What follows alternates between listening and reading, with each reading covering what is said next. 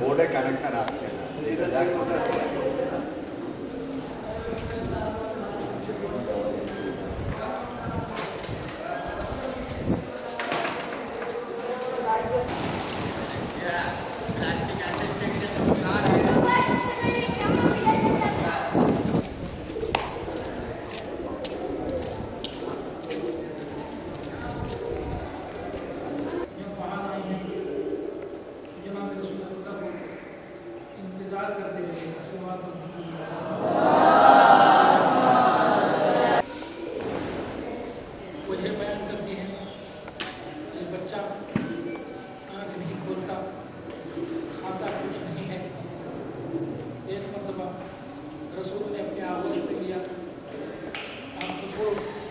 रसालत का दुआ में दहन का सलवात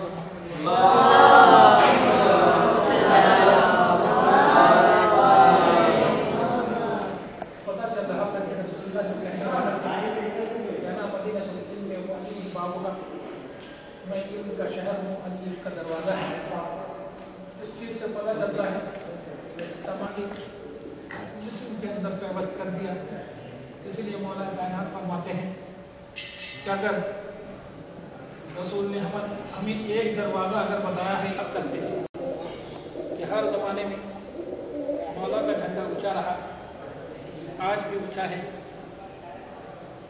हर इमाम को इंकार करने वाले मुसलमान आज एक इमाम को जरूर मानते हैं, वो है सिर्फ मौला कायनात अली इब्न अबी तालिब अलैहिस्सलाम। लेकिन हम भूल नहीं सकते हैं, हम चाहते हैं कि हमारे इमाम, हमारे बनाए हुए जो 4 इमाम हैं, हम उनकी पैदाइश का सिलसिला शुरू करें, उनकी शहादत का सिलसिला शुरू करें। हमने जो खलीफा बनाया है हम उनकी खिलाफ আমরা যে অনুষ্ঠানটি আমরা আজকে এখানে মানাচ্ছি, এই অনুষ্ঠানটি আপনারা দেখতে পাচ্ছেন, এই অনুষ্ঠান পৃথিবীময় বিখ্যাত। আমাদের প্রথম ইমাম হযরত আলী আলাইহিস সালাম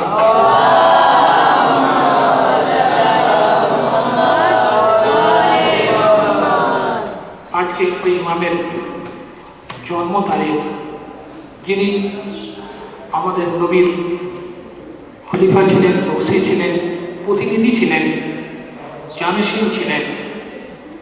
তিনি জন্মগ্রহণ করেন কাবা ঘরের ভিতরে, যে কাবা ঘরে প্রত্যেক বছর মুসলমান হজ করতে যায়। হজ করার সময় সেই ঘরকে বারবার প্রদক্ষিণ করে। যতক্ষণ পর্যন্ত ওই ঘরকে প্রদক্ষিণ না করা হয় ততক্ষণ পর্যন্ত তার হজ সম্পূর্ণ হয় না। এই সেই ইমাম আমাদের 12 জন, আমাদেরকে শিয়া ইসনা আশারি বলে। আমরা 12 ইমামের মান্যকারী। রসুলের 12 জন প্রতিনিধি ছিলেন।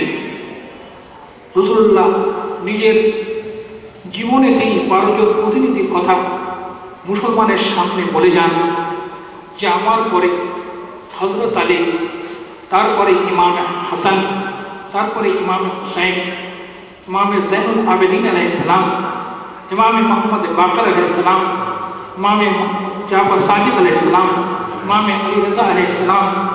এক ইমামের অপেক্ষায় এখন আছি, তিনি হলেন আখরি মেহেদী আখরুল জামান আলাইহিস সালাম।